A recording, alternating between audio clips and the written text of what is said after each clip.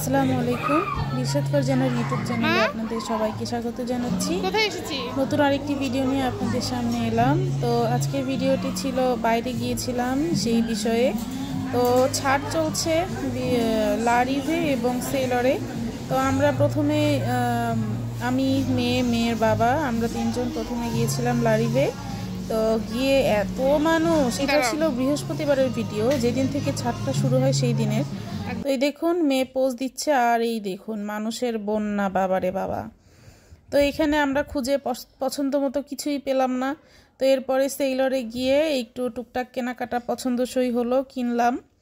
এখানে কেনাকাটা করে এরপরে মেয়েকে একটু, ওই যে মেয়ের বাবা দাঁড়িয়ে আছে, তো এরপরে আমরা মেয়েকে নিয়ে একটু খাওয়াতে গেলাম। সে আবার চিকেন ফ্রাই পছন্দ করে।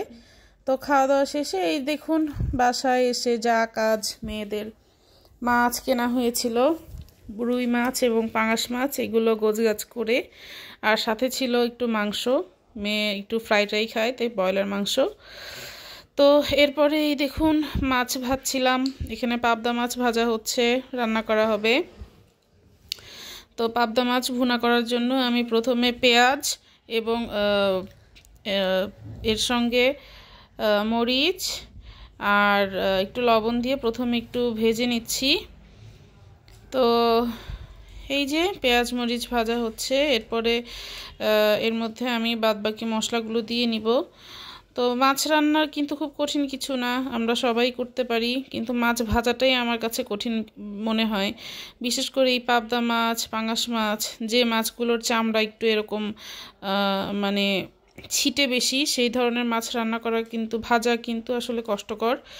আমি তো প্রায়ই গা হাত পা পুড়ায় ফেলি। তো এই দেখুন মাছ রান্নার জন্য আমি এখানে হলুদের গুঁড়া, মরিচের গুঁড়া, ধনিয়ার গুঁড়া, আদা রসুন বাটা এবং একসাথে টমেটো দিয়ে দিচ্ছি, যেন ঝোলটা একদম মাখা মাখা হয়, টমেটোটা যেন গলে যায়। তো এরপরে পানি দিয়ে দিলাম। এইবার এটাকে একসঙ্গে একটু কষিয়ে নিব, কষানোর পরে ঝোল দিয়ে মাছ দিয়ে দিব। তো এর মধ্যে আমি আবার একটু মটরশুঁটি আর ধনেপাতা দিব। প্রথমে মটরশুঁটি দিয়ে নিব, ধনেপাতাটা একদম নামানোর আগে দিব। এই দেখুন আমার মেয়ে মটরশুঁটি বেছে দেয় আর আমি রান্না করি, আর টুকটাক কাজ আমার মা করে, মানে বেশিরভাগ কাজই আমার মা করে, আমি শুধু চুলায় দিই, এই আর কি। তো এই দেখুন মাছ রান্না প্রায় শেষের দিকে, আমি ঝোল দিয়ে দিয়েছি। এর মধ্যে আমি ধনেপাতাগুলো এই পর্যায়ে দিয়ে দিব, বলক আসলে নামিয়ে নিব। মাছ রান্না প্রায় শেষের দিকে। এরপরে আমি আরেকটি রান্নায় চলে যাব। তো কথা বলতে বলতে এই পর্যায়ে আপনাদের কাছে একটি লাইক এবং সাবস্ক্রাইব চেয়ে নিচ্ছি। আমার ভিডিওটি যদি একটু ভালো লাগে তাহলে আপনারা প্লিজ একটি লাইক এবং সাবস্ক্রাইব করে যাবেন। আর এই দেখুন এরপরে আমি চলে এলাম কাপড় ধোয়ার কাজে, কাপড় মেশিনে দিয়ে বাদবাকি কাজগুলো সেরে নিব।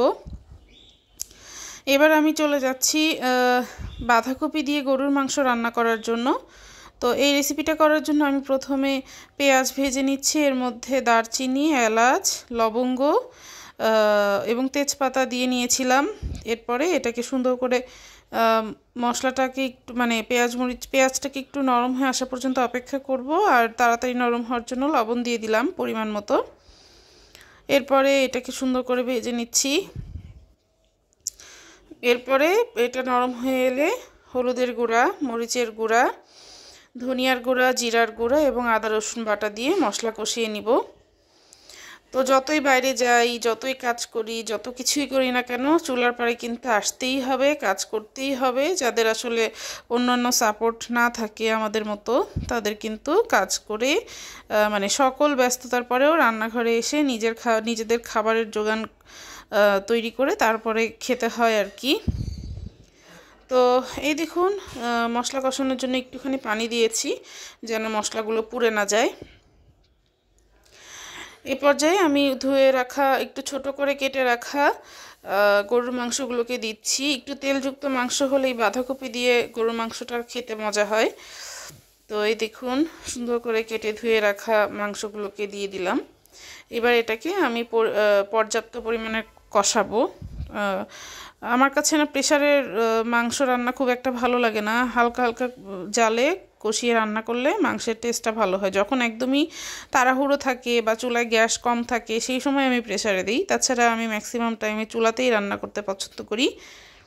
তো এই দেখুন তেল বের হয়েছে কত, এবং মাংসটাও প্রায় কষা কষা হয়ে আসছে। এবার আমি এর মধ্যে একটু গরম পানি দিয়ে দিচ্ছি যেন মাংসটা পর্যাপ্ত সেদ্ধ হয়।